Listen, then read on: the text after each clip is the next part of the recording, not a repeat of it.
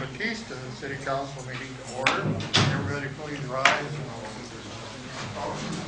pledge allegiance.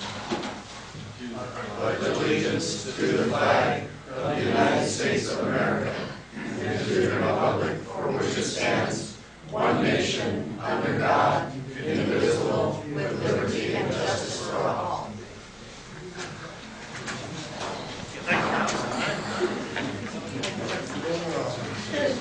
Roll call, please.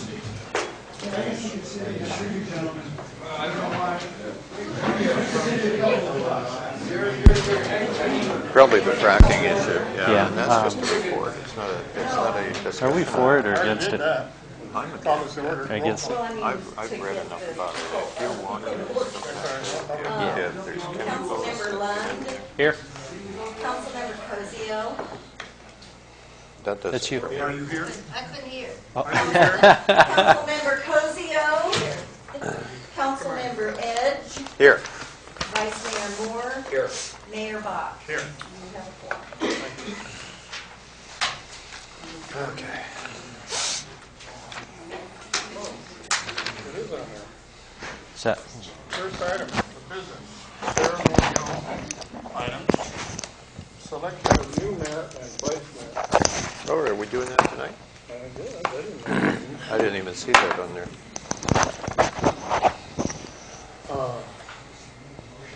I'll open up for nominations for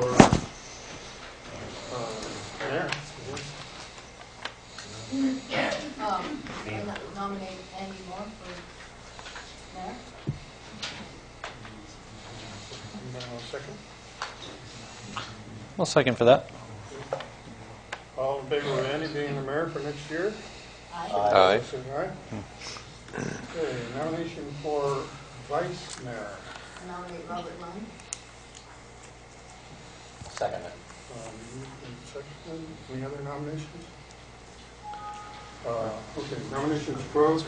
All in favor of Robert being vice mayor? Aye. Motion carried. All right. Do they get their job now or next month? January 1st. January 1st probably is Oh, okay. next year. You made the motion for next I year. wanted to go out that flare. Motion was to serve for the following year. Okay. Well, you got a bigger audience than you've ever had. So.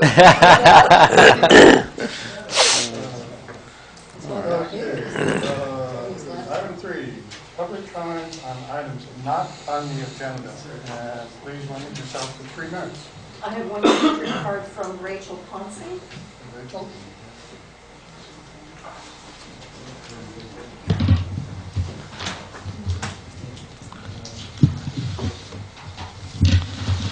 Wow. Didn't expect that tonight. I didn't even see it up there. It's not easy coming here asking for your help repeatedly. If I go over my 3 minutes, please do not cut me off. Our residence is in the neighborhood of Pierce, Franklin, and 4th Street. This neighborhood has been inundated with chickens for a very long time. We have done what you suggested to catch the chickens, cages, nets. An individual even took it upon herself to clean the empty lot. Another had to take legal action prohibiting feeding chickens in her property. All this was effective for a short while. In the summer, our guests commented that the chickens did not wake them up in the wee hours of the morning. This past holiday, our guests commented, "They're back." We're spinning our wheels to no avail because certain individuals have taken it upon themselves to perpetuate the chicken population in this city. We have asked for your help. We have shown you physical evidence of the damage the chickens do to our property.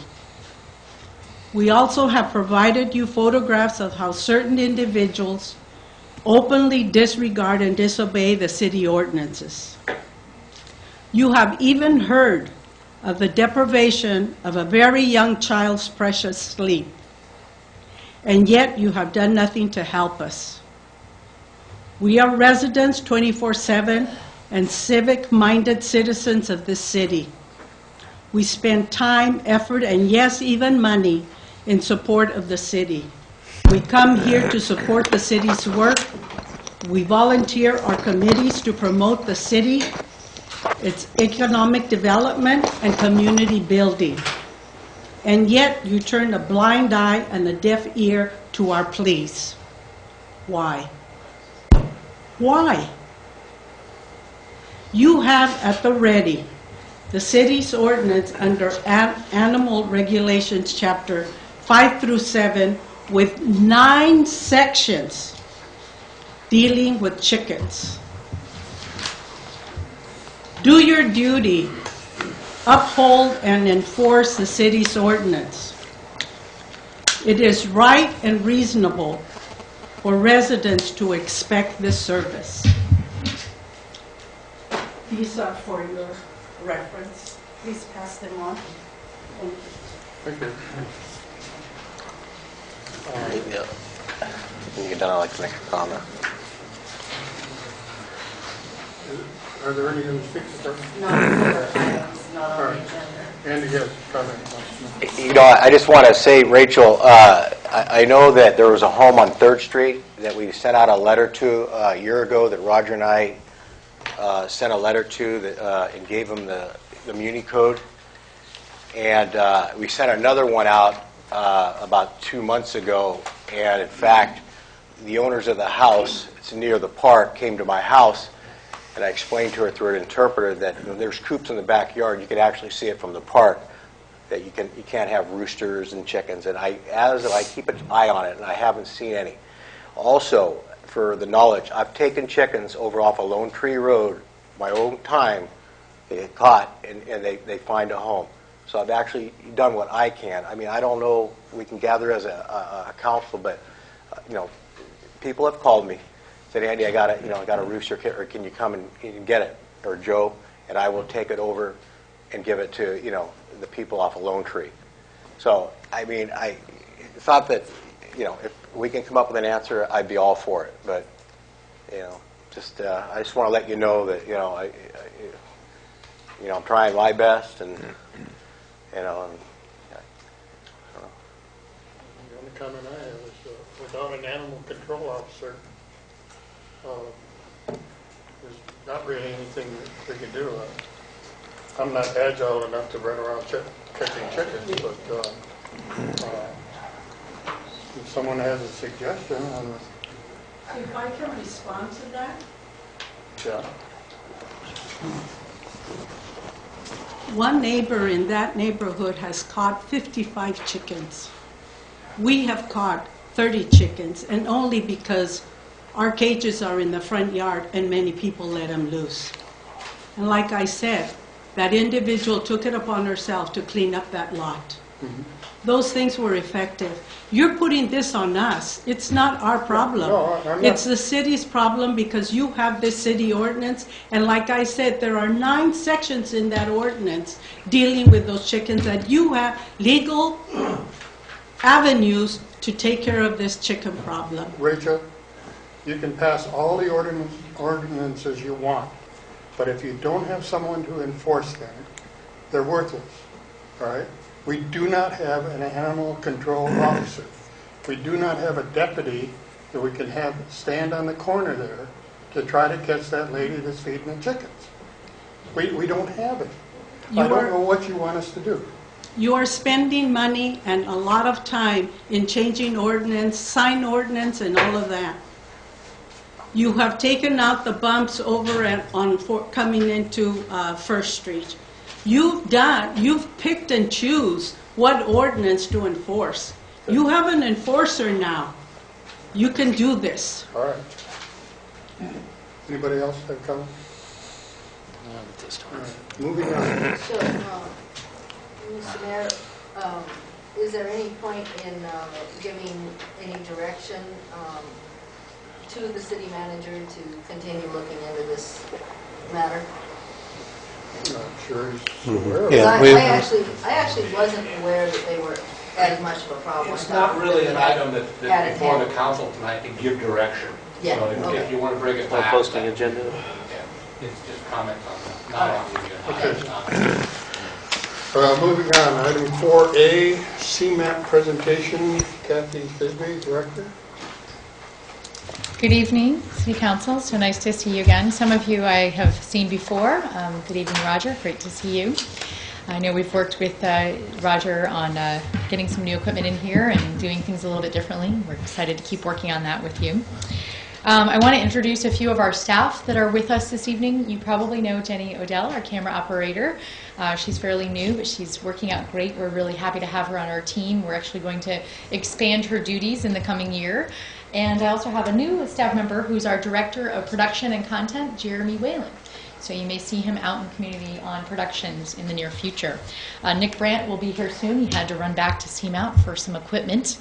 I want to thank you, first of all, for your continued support. And some of you may know that CMAP is much more than a television station. We are public, educational, and government access cable channels, 17, 18, 19, and 20. We have a split signal for Channel 17 in Gilroy. They only get the Gilroy City Council meetings and also Santa Clara County Supervisors. And here in San Benito County, we show all San Benito County content on Channel 17. Channel 18 and 19 are educational and regional content, and Channel 20 is public access. So any member of the community can come in, use the resources of CMAP, and create their own television program. We put it both on cable TV and also online. We have all of our programs now that are shown on local cable, on Charter and AT&T now, also available on the web, both archived and, just like this meeting, can be watched live streaming on the internet. We have quite a few viewers who are watching community television that way as well. So hello to all of our online viewers, right? It's been a very exciting year at CMAP, and folks can go to cmap.tv to check out the online stream and any of our content. We have a brand new studio. Last year, I think when I was here, I told you a little bit about our brand new studio that we built at Christopher High in Gilroy. It was a huge project. We got a big donation to build the studio, and we're able to build a studio there. We have 5 times as many folks coming in as we did 2 years ago when we were located at Gavilan College. We served about 500 youth in both Santa Clara County and San Benito County, and actually the majority of youth were in San Benito County. We do job training programs, we do media and technology trainings, everything from sometimes showing people how to use Microsoft Word to really teaching the high-end things that we do, like how to create videos, how to put them online, how to create really relevant local community information. We also implemented new technology, which has been something we've been working on with your city manager and also other cities across our area, on creating technology tools that will help make both our government meeting coverage. We cover 3,000 hours of government meetings every year that we air on our cable channels. And we do this with a very small budget and with a lot of both staff people that are part-timers, but also a lot of volunteers. We wouldn't actually be able to cover all the high school football games that we cover without hundreds of volunteers who come in and support the work of our station. A few productions that I want to end on and just let you know that we're particularly proud of. They're actually outlined in our annual report that was handed out to you. We do have a couple extra copies if anyone from the community and the public wants to look at it. It has a description of all our channels, our youth literacy and job training programs, the on-demand. You can see for the online viewer statistics that it goes up very high when the county budget hearings are in session. We have about 300 or 400 people watching online per hour for the county meetings. And then there's 2 productions, one production that's highlighted in here. We won a bid to work with the Santa Clara County Association of Police Chiefs, and we did a training video, a run, hide, and defend video on how to deal with active shooters in a school environment. And we've just completed that project, and we're looking for opportunities to do other professional pay productions with other law enforcement agencies and city governments in the region. We were very proud of that work, and at some point we'll hopefully be able to show you a version of that so you can see the work that we did. We also worked on a contract with the San Benito County Olive Festival, the San Benito Olive Festival, which was wonderful. We went out there all day and did the coverage and helped them project it so folks could see what was going on, and also covered all of that content, and it'll be airing on the channels as well. We also did little vignettes of 5 San Benito County businesses that were featured in 5 3 to 5 minute pieces. So we air those on the channel. If you go to CMAP TV, you can take a look at all of those. And I just wanted to, again, thank you for all of your support. One production I'll mention also is that we were asked by the folks who organized the reconciliation last year at the Mission to come and shoot that historic event. So we provided that, and also provided other media outlets across the state with coverage of that event so that folks could see what happened here in San Juan. And they've asked us again to do that in Santa Cruz, which it sounds like there'll be a similar event in Santa Cruz later this new year. So any questions from you or any comments? Thank you very much. Thanks again for your support. Take care. Have a good night. Happy holidays. Okay, item 4B, presentation on fracking. Mary Isa Coran.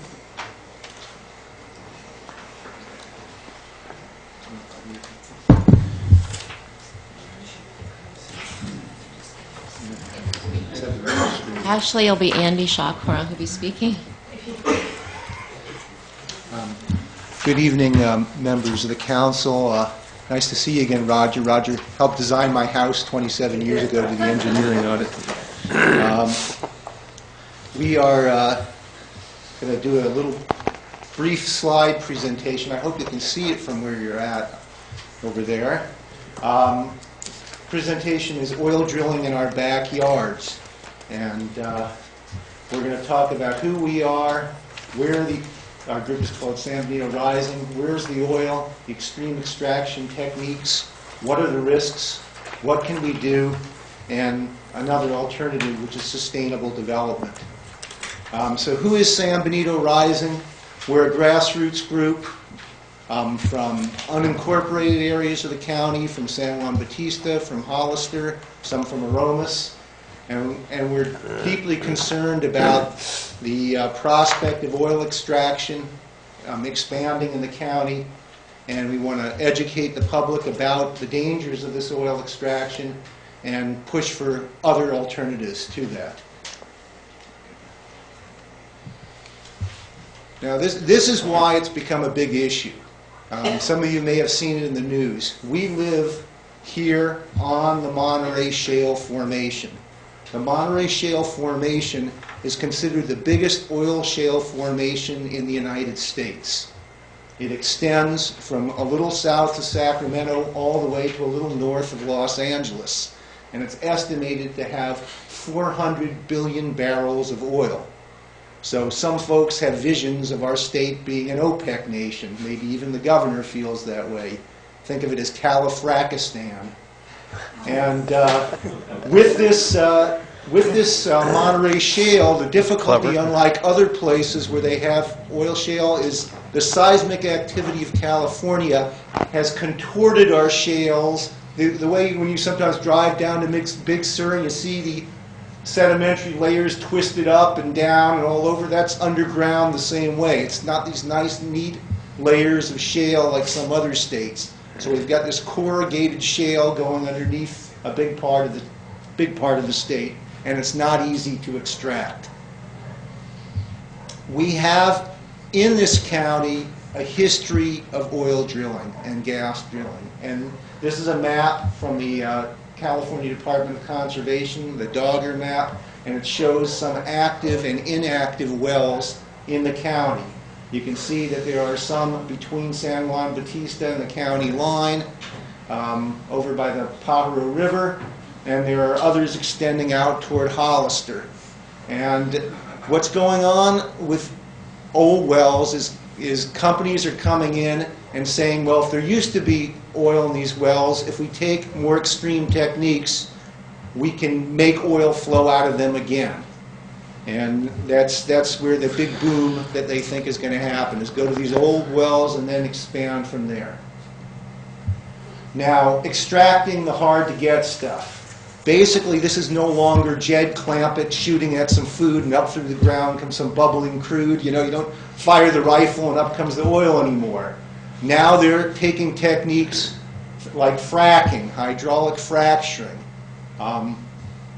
cyclic steam injection, acidization, CO2 injection, and combinations of all of these. And the idea is to get the stuff flowing out of the ground again. But these new extraction techniques are far more dangerous than the old extraction techniques, where you just provided a pipe for the stuff to flow out. First one is fracking. This has been in the news a lot. I don't know if you've seen the films Gasland or Gasland 2. This is where you sink pipes thousands of feet underground and you pump millions of gallons of water with chemicals and sand, forcing this stuff into the fissures in the earth, into the cracks in the earth, to make space, to force these cracks open so that natural gas and oil will come back up. And in some cases, you're talking about tens of thousands of feet deep. Now, of course, one of the problems, and it right away, is it turns out that about 5% of all wells fail immediately. The concrete fails immediately, and anything that's coming up and down that pipe can seep horizontally into the layers below, including into the aquifers. And the estimates over a 20 or 30-year period, 50% of these wells will fail and begin to leak stuff horizontally outward. Now, in this county, and especially in South County, the system that they're using is something called cyclic steam injection. And the industry will tell us, well, this is a lot safer. We're just putting steam down there, and that steam is not a big problem. We're talking about still millions of gallons of water to create that steam. And it's not just steam. They're combining the steam with chemicals. They're combining the steam with acids. They're essentially finding ways, and I used to be a chemistry teacher, to loosen up the stuff underground and make it flow again. Okay. Now, another system that they've used, and you can see the contorted layers in the Monterey Shale, is acidization. Taking hydrofluoric acid or hydrochloric acid and actually dissolving layers down there to allow for the gas and the oil to move back up again. So all these don't sound particularly good when you talk about what's going to happen to our most precious resource in this county and in California in general, which is water. We can live without oil and gas, and we cannot live without water. So water contamination. My understanding is that this city depends on 3 wells, and only one of them at the moment is doing very much for you because of the lack of rainfall that you've got. And they're outside of the edge of the city. Now, what's happened across the country is that with fracking, with acidization, these wells leak toxic chemicals into the aquifers. And once they're in the aquifers, there's no getting them out. Also, they create wastewater retention ponds on the surface, and those then evaporate the chemicals into the surrounding air and affect the air quality. And in many places, they're pumping the water, the wastewater, back into the ground, and that's also polluting aquifers and loosening up the faults underneath areas and creating earthquakes. We don't have earthquakes around here, so we don't have to worry about that. Okay, so how is it going to affect us? Higher water prices. If you're doing all this kind of drilling around using millions of gallons, that's going to be upping the price of water for everybody. And if once the water is used for this purpose, it's no longer suitable for human use. So you're taking it out of the system again. And if it leaks, now you're talking about additional water no longer available to us. So all that means higher water prices. And you may have noticed it hasn't rained practically at all this year. And it's not looking very promising at the moment. So we are at risk of earthquakes. We're at risk of wells leaking. And then there are social costs. They bring in these fracking fluids with trucks. So we'll have hundreds of trucks carrying fluids to these sites, tearing up our roads, creating traffic. Social costs. The health problems from the toxins, the contamination of farmland and food, truck accidents, increased rents, the places where they've had these oil booms, the cost for people living in the areas have gone up dramatically, and crime has gone up dramatically. Okay. Going to, I think I pressed the wrong button here. I'm not the most technologically proficient member of our family. Okay, okay. So this state has experienced these kinds of booms before. You have a big explosion of money, and everybody's really happy for a while, and then you have bust. It's not a good model for the state. It's not a good model for this county, and it's not really compatible with anybody's vision, I think, for this town. It's not sustainable. Most of the jobs will be for oil workers coming from areas where they're already drilling. They'll bring in experienced people from outside. It's not compatible with what supports this town, the agriculture surrounding it, the tourism that we try to draw people from, the natural beauty of the area, the ranching. None of those things are compatible with this oil drilling. So what is it that we're asking you guys to do? All across the nation, small towns like ours are voting, passing ordinances to either have moratoriums or banning fracking, writing it into their general plan, saying we don't want this in our town. And 159 towns in New York, recently 5 towns in Colorado passed bans. They put it on the ballot. New Mexico, in Hawaii, they've been banning it. And because of this, states have turned around because the counties and the communities said we don't want it. Eventually the state acts and says we're not going to do this here. Whole countries have banned fracking because they say we can't afford for it to affect the health of our people, the farming that we depend on. And Santa Cruz County nearby is amending their general plan to make it virtually impossible to do oil and gas drilling. So what we're asking you to do is, one, to write into your general plan that you will not allow fracking in this community. And second, to urge the San Benito County supervisors to also ban fracking, because water knows no boundaries. If they do fracking a mile or 2 away from your community and it's in the same aquifer, there goes your wells that supply this community. So very little for you guys to gain from it, for us to gain from this, and a lot to lose. And an alternative, like for the whole state, the things that keep the state alive: agriculture, tourism.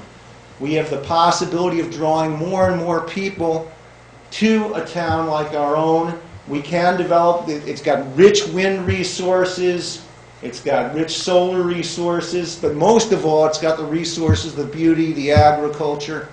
And we don't want this town and this region associated with oil and gas development. That is not going to be attractive to people to come to. It's not going to help the businesses that exist here. And that's my presentation. Any questions?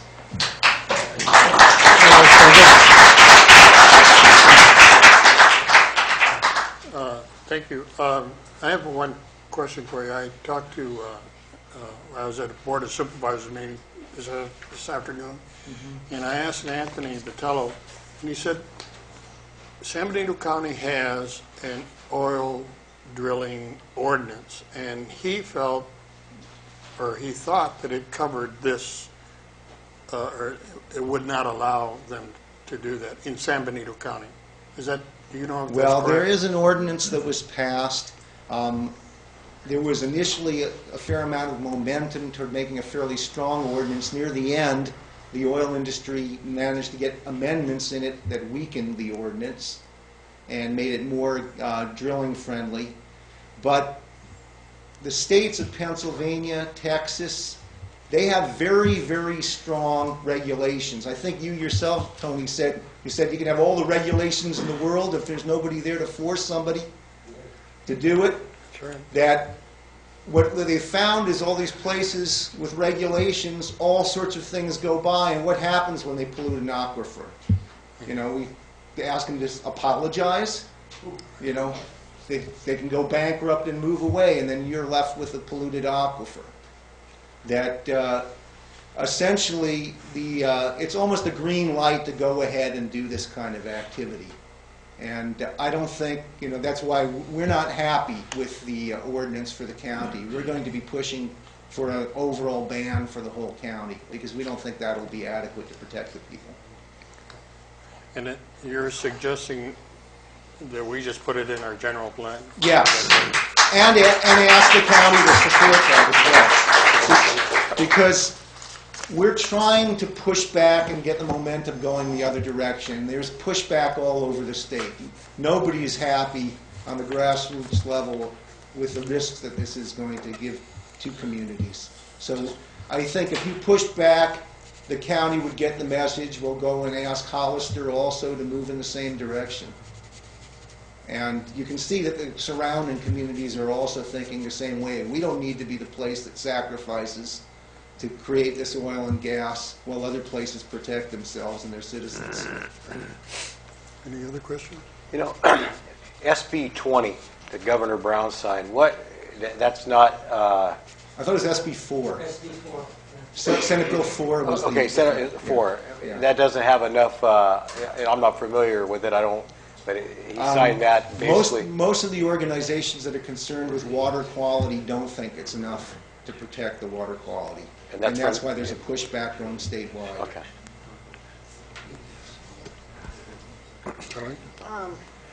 Yeah, as you know, the actual city limits are pretty confined here. So even if the city did pass an ordinance banning fracking in the city, it's not going to do a whole lot of good. It's unlikely somebody's going to come into one of our city lots and do it. Yeah, I'm not saying it's a bad idea. I'm just saying, you know, it's not really going to be very effective because it's more about the surrounding area. Do you know, or are you able to find out which of the wells currently in the county are using these methods to extract oil, or is that part of the problem? You can't find that out. Under existing law, they are not required to report all of the activity. It's voluntary. And there's going to be more reporting requirements under the SB 4 as they put the regulations associated with that. But up to this point, we're not fully aware of who's doing what and what they're putting in there. And even in the case of under SB 4, a lot of the chemicals that they're going to use are still proprietary chemicals. They say we don't have to tell you whether we're using benzene, toluene, and other carcinogenic chemicals. That's considered trade secrets. What's the seismic distance that when they frack? How far does it travel out?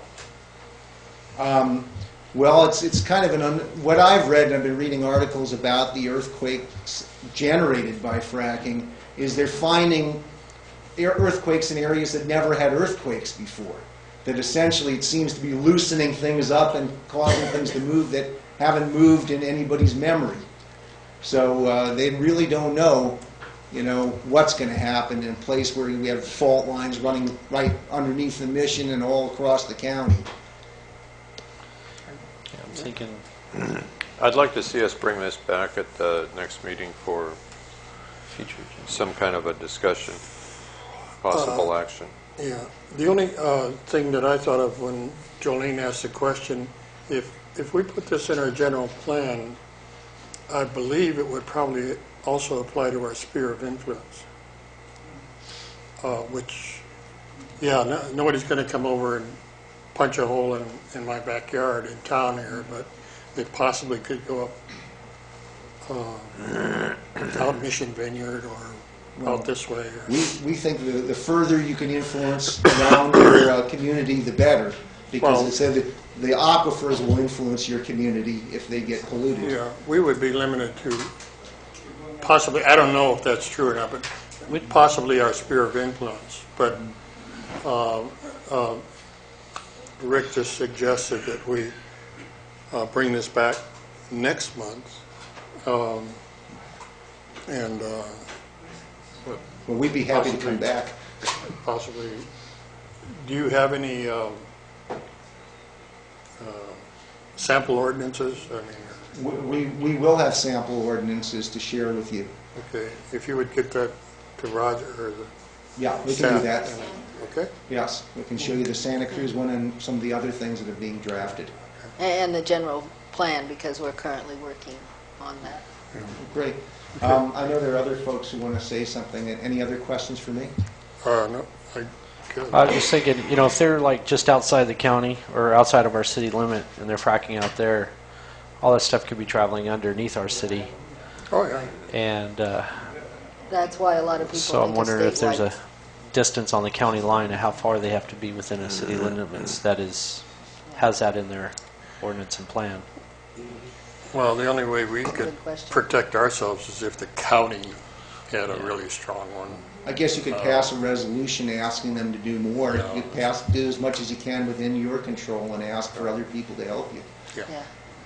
Well, and what Robert's saying, Monterey and Santa Clara County could have, well, even Santa Cruz County could affect this also. Oh, yeah. And I believe the overriding issue here is the protection of our groundwater.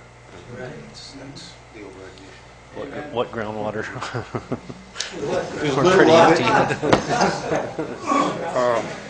Pretty low on it right now. I have one other question. Sure. I know you're talking about fracking, but you want to ban all oil, or if I, No, like all the what we call extreme Rest of the- extraction. okay, but like the old day, you drive down, you got are you guys? No. The idea of a well that's just going to give you oil Right. without us pumping all this stuff Right. down there. Okay. That's not the kind of problem that we're talking about with acidization and fracking and cyclic steam, and the wastewater injection is a real concern as well. When you put millions of gallons of imagine polluted even allow water that. down there, it's going to find its way somewhere. A trade secret. Okay, Okay, well, there are other folks. Mary. President. Oh. Did you want to go to public comment?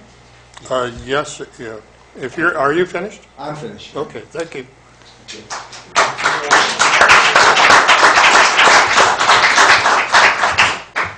You have a Chris Martorana. I'm glad you could pronounce his last name. I haven't. Hi, Chris. Good evening. I am Chris Martorana, 97 4th Street, and I was asked to come and speak as well. And I'd just like to say, I think Roger put it very succinctly. The issue is contamination of the groundwater, what limited groundwater we have. And I think that should be basically an overriding consideration for all of us in this question. And so I would, as a resident, support their request for a resolution or amendment to the general plan to limit the access of this sort, or the use of this sort of these techniques in drilling in this area. Thank you. Thank you.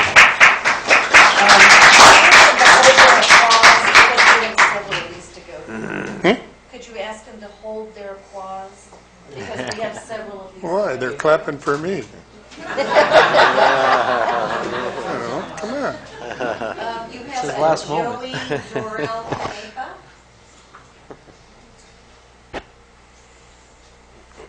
Hi, good evening. Can you hear me? I'm a habitat restoration biologist, and I've worked with natural biological systems for over 25 years, trying to restore degraded habitat, mostly around the Monterey Bay. I strongly oppose fracking and support a fracking ban in the city as well as the sphere of influence in all of San Benito County. I firmly believe that smart and efficient conservation measures can greatly reduce, if not eliminate, the need for oil extraction entirely. We just need to change our paradigm and our thinking.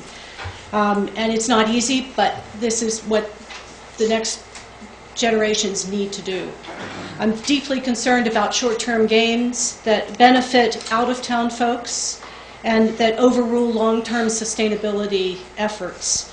The extreme use of water alone during fracking is unconscionable, especially in this area, especially when profits benefit, as I said, out-of-town corporate interests, and especially when there are obvious toxic contamination issues.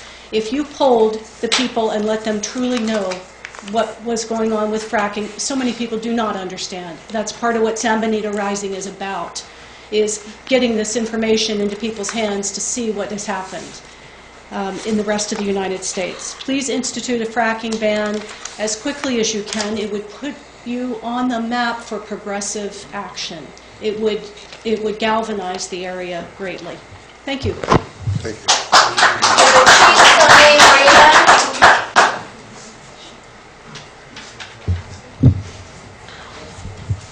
The San Juan American Indian Council and Native communities extremely concerned with this issue, and for me it's rewarding to hear that you are also concerned about this issue. The issue is not simply about our generation. It's looking into the future 7 generations. So we carry a very important responsibility to make these decisions for those who are not yet born. Thank you so much. Louis Candelaria.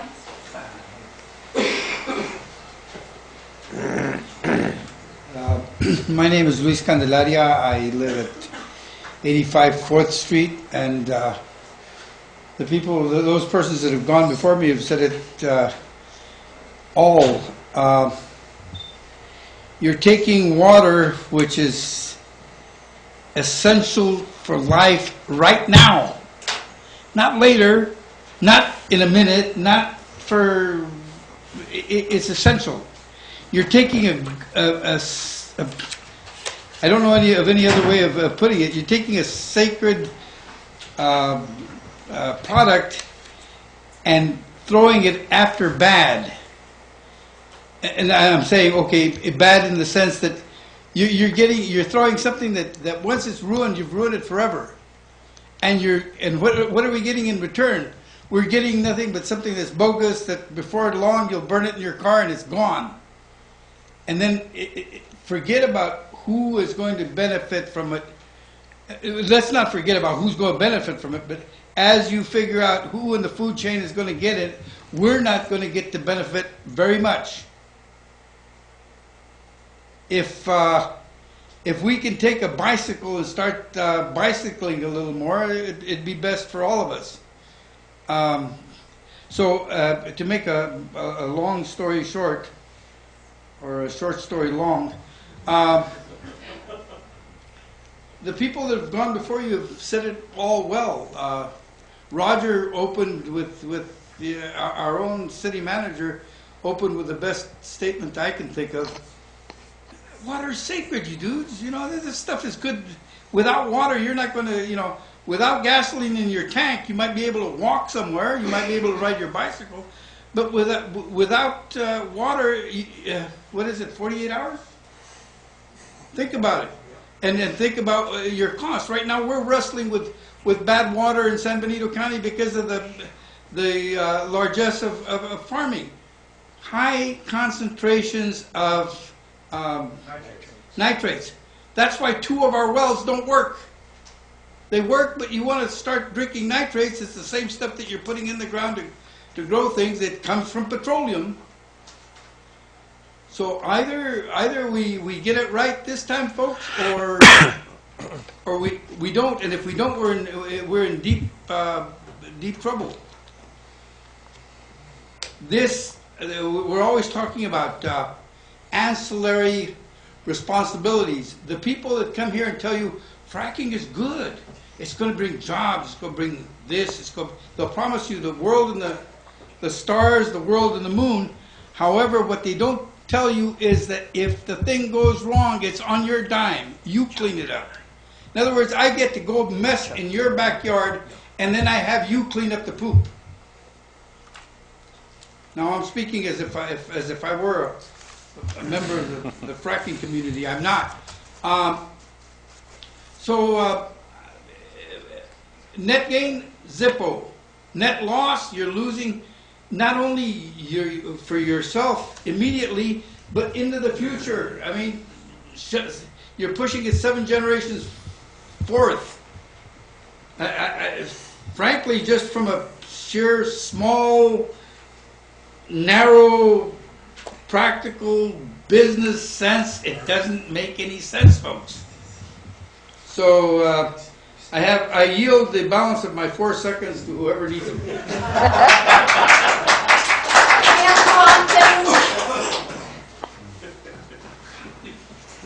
My local jacket here, the nature guy. Tim Tompkins, my name. My wife is Frances. We bought a house here in the year 2000 because we did. Because the previous year, in 1999, we began playing music at El Teatro Campesino, and we've been doing it ever since. Shows going on, even as this coming weekend is the last night for the shows. So what's my day job? That would never pay the bills, would it? The day job is I'm a thermal engineer. I work up in Silicon Valley for a very large company. I guess they bring in about $400 million a year. And one of the contracts I'm working on is writing the software to make the extreme measures for getting the oil out of the ground at the Foster Creek plant out of Calgary, Alberta, in Canada. So I'm one of the... Right. I'm one of them. And it's a crisis of conscience I have, because I really agree with the point of view of San Benito Rising. I really think that the knowledge of what's going on and the dangers and the long-term consequences and what happens to the grandchildren and the great-grandchildren down the line when something is polluted rather permanently is a really big deal. So I'm kind of thinking about think globally, act locally, and I really would like to see a ban in this town. And if I lived well, nobody lives there, it's out in the wilderness. But if I lived out there, I would do the same thing. But I'm an American. I'm a U.S. guy. Your job, Jim. Maybe so. Okay, that's all I have to say. Thank you.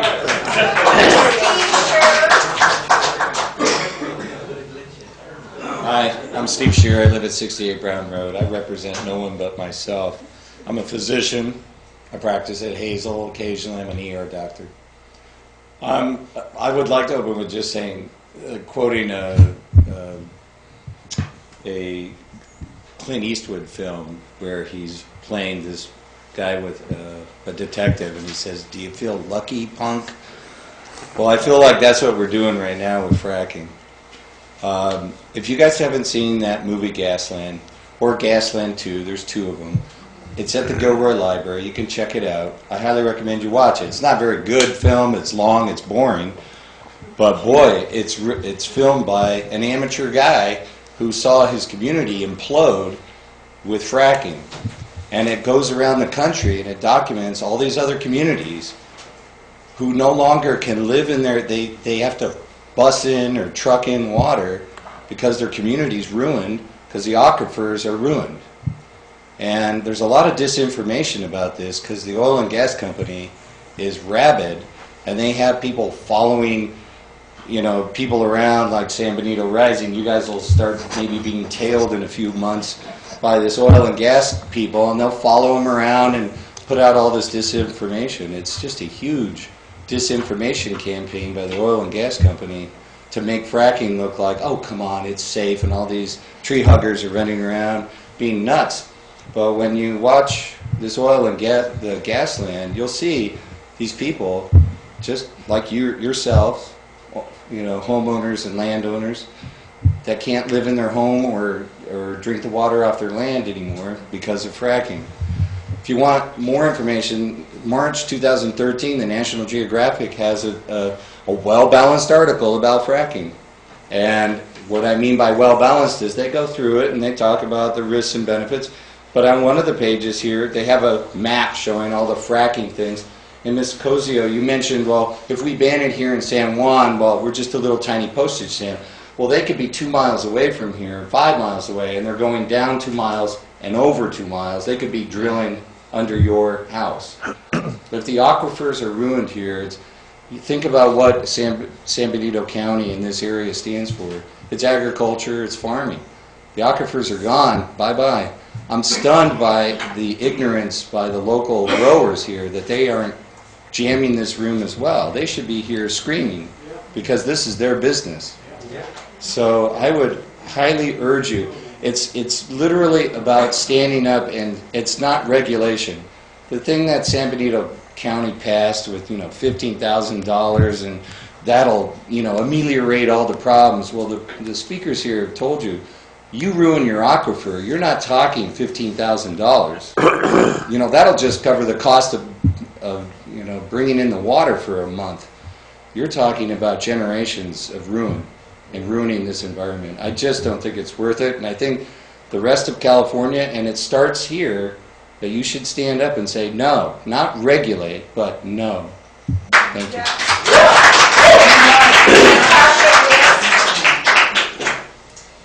Well, I'm bringing Pope Francis with me. bless his soul. Because here he is in Argentina saying no al fracking, no to fracking. And so I made this poster and it says, don't frack our holy water and our holy air and our holy earth. Because these things were created by our higher power for our benefit, not for our destructive greed. Because it is greed. It is greed. So, thank you, Pope Francis. God bless you.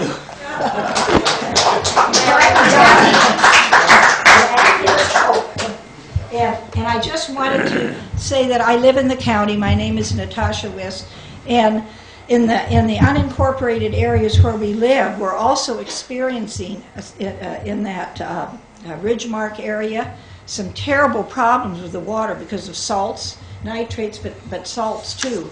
And my friend who lives there said, we're going to have to finance a water treatment plant that's going to quadruple our water bills. And she said, people are just absolutely upset about this, but we have to have clean drinking water. And I did want to say to Ms. Cosio that I hear that a lot, and I've even thought it myself, is what can a small village like this do to affect this terrible global problem of human survival? And I thought of that saying, the longest journey begins with the first step. And for us, San Benito Rising, we felt that San Juan Bautista, with this wonderful city council that volunteers their time. And I think that this is a marvelous place to start, and I think we could be the catalyst for the beginning of a movement all through San Benito County, joining with Santa Cruz and Monterey. These are three of the most beautiful counties in Northern California. And for the survival of not only us, but all people that we're united with. As a mother, a grandmother, and now a great-grandmother, I do believe we can all work together for the future generations. Thank you.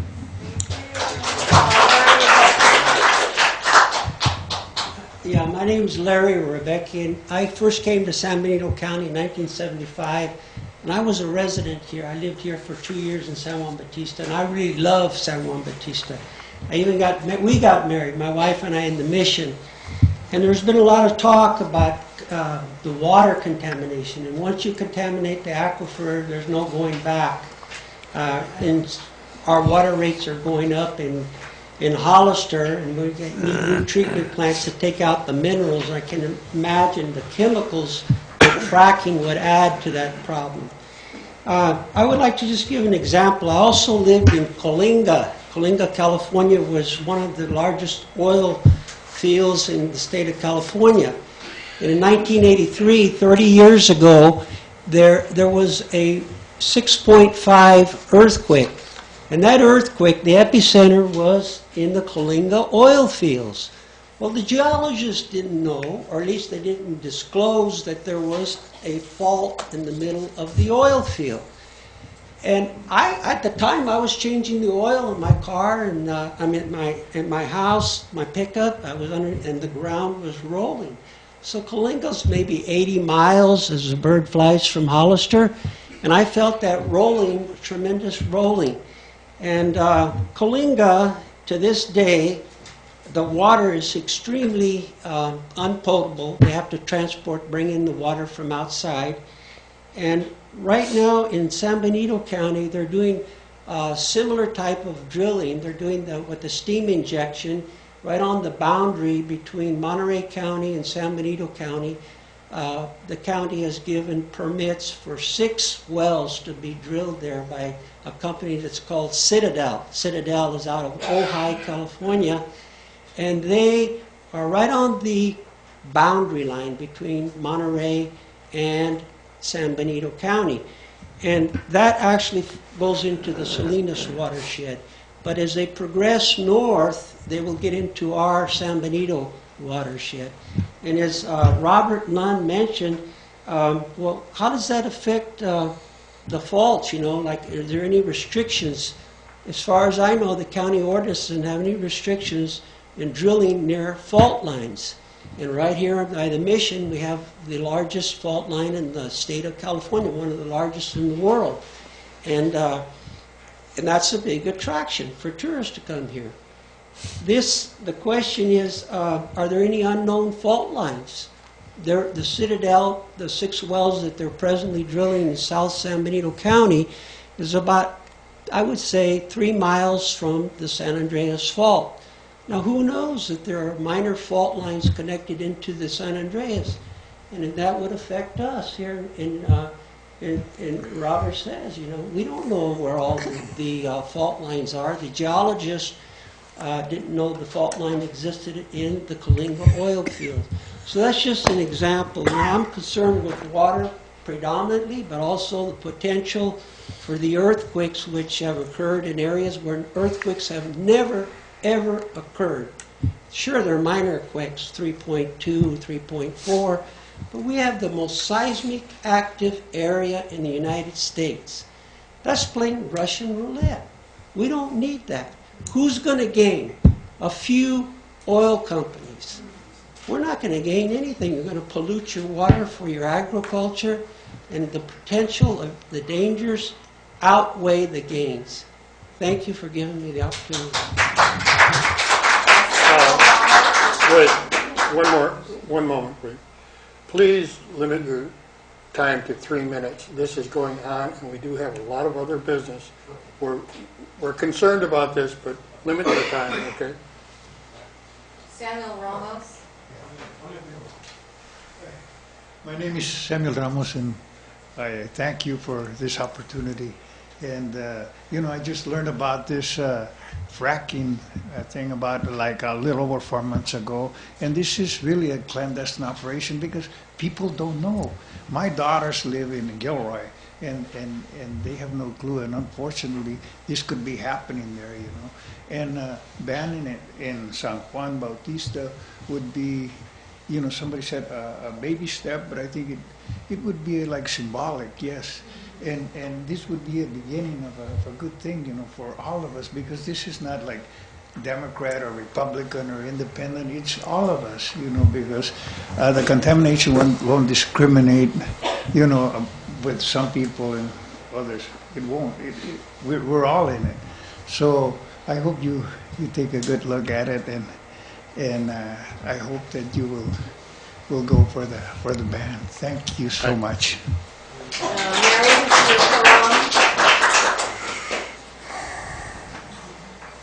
Hi, I'll keep my comments fairly short. I just wanted to address some questions that came up. I think there was one comment from one council member about whether the current oil and gas ordinance would protect us.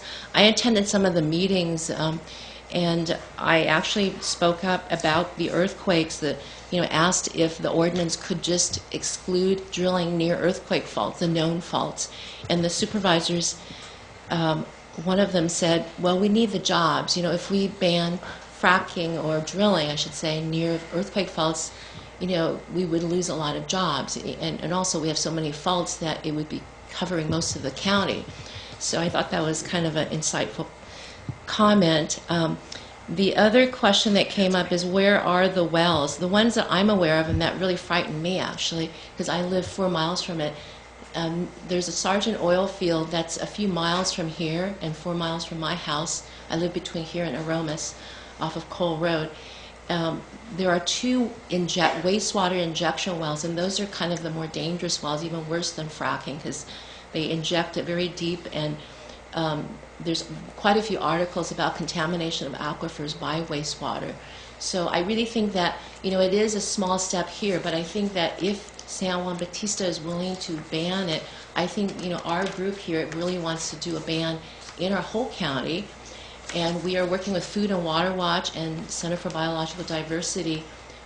They're advising us. They actually see our county as a very key frontline county, because we have drilling happening in the South County, and also between here and Hollister there's a number of gas wells that are active.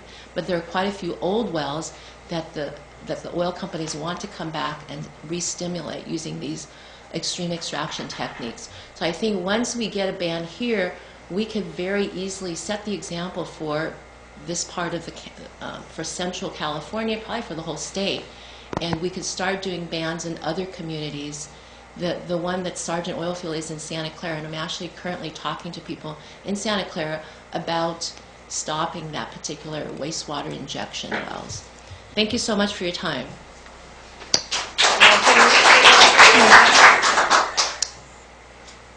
Demetrio Pineda.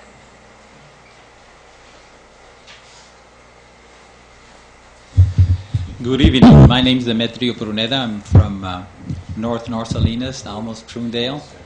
But I did get involved with the fracking issue here in San Benito because I think, I believe in oneness. I think that what is happening in other places where fracking is taking place eventually affects us. For example, the increase of asthma on children has grown tremendously in the last 4, 5, 6, 10 years. And it's costing us $29 billion a year to deal with that issue of asthma in children. And I'm coming here to let you know that, as far as I'm concerned, fracking pollutes our air we breathe, the water we drink, and the food that we consume. So I think it's necessary for us to take the banning of fracking very seriously, because I am also of the philosophy that, short-term gain and long-term pain, that is not what we want here, and that's what will happen if we allow fracking to be here. I do know that knowledge is power, and power is knowledge. Therefore, I think it's very, very necessary for us to really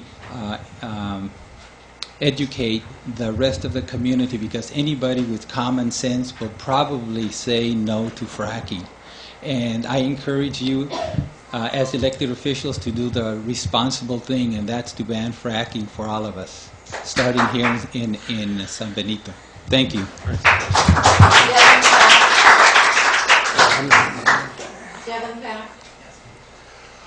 Hello there, my name is Devin Pack. I live on 2191 Buena Vista Road, about 9 miles up on Highway 25. My family has a farm there. I am not a geologist myself, but my father is a geologist who has worked for 30 years in the fields of developing software for oil exploration and also for seismological analysis. And so I would like to speak to some of your questions about seismological activity and the risks that are involved with hydrological fracturing. We live in the most seismologically active area of all North America. There are more earthquakes around here from the multiplicity of faults, most notably the Calaveras Fault and the Hayward Fault, both of which are generally considered to be overdue for major for major earthquake activity. Now, one thing that earthquakes and oil drilling both have in common is that they relate to geological pressure differentials. That is to say, earthquake activity what's happening in California is that a part of California, the western part of California, is gradually, over millions of years, becoming an island, and it's moving northward because there is less pressure for the tectonic plate to the north along the Pacific. We are in the fracture zone. We are living in exactly the place that is going to be breaking apart and turning into beachfront as the valleys fill in and as the California tectonic plate moves north. So, what is happening with hydrological fracturing is that they are changing the pressure differential of the ground.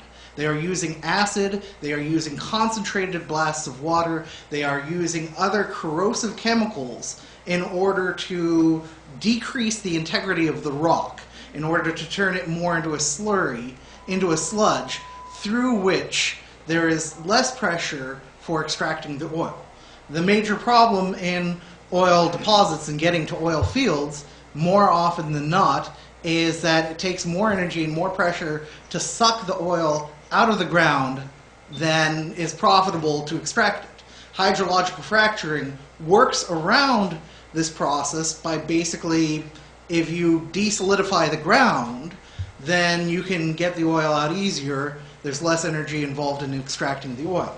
Now the problem is that what has been shown in a study by the University of Oklahoma is that you have these subsidence microfractures that develop from changing the pressure differentials around. The fact is that if there is large-scale hydrological fracturing in San Benito County, we simply do not know how the subsidence is going to affect the rate of earthquakes. However, there is an established and documented increase of small seismological activity in Pennsylvania, New York, Oklahoma, and Texas, and there are papers that are basically going towards the belief that hydrological fracturing is going to increase your rate of microfractures and seismological activity, and that is something that we cannot afford in San Benito County.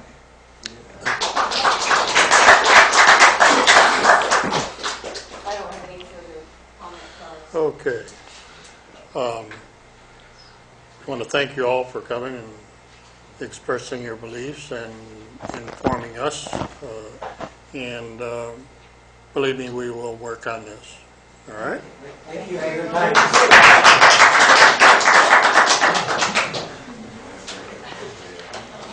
Hope that you do. Okay. I can't imagine how. All my fans are leaving. Tony. Roger says why don't you take a 5-minute recess? What's that? Last 5 minutes? Okay. Little gavel. We're gonna take a 5-minute recess. Okay.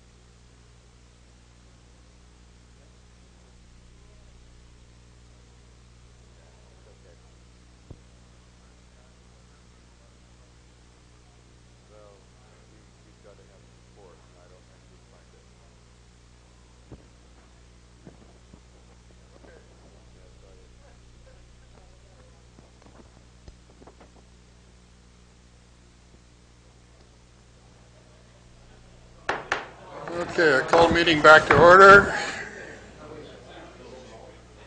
Next item, item 4, monthly financial statement. Is Chuck here? I don't see him.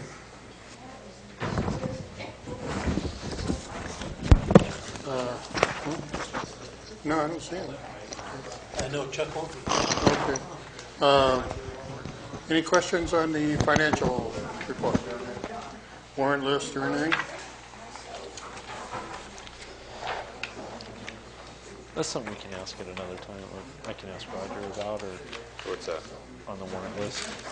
Okay, On the not- warrant list. except- On Oh. the, on the Nothing to San bring Benito up here. County, is that the sheriff's, the 42,000? No, that was the payment for our bike path, remember, for the thing. Oh. That was reimbursed through our Gov transportation. Yeah. And then we made the payment. So it was given to us, and then we sent it back out. Okay. Yeah, that was the only one I had. I was. Any other questions on that? There's a few other items that I assume I can relate to the firehouse, some of the names I don't recognize.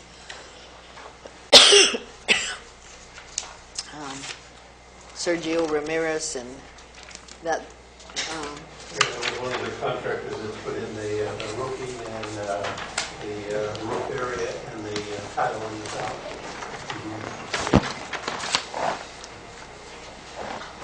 And then the other things are cabinets and things, which I'm sure I can assume are firehouse related. Yes. Okay, that's all I have. Okay, any other questions? Accept the financial report. Library report, item 4D. Any questions?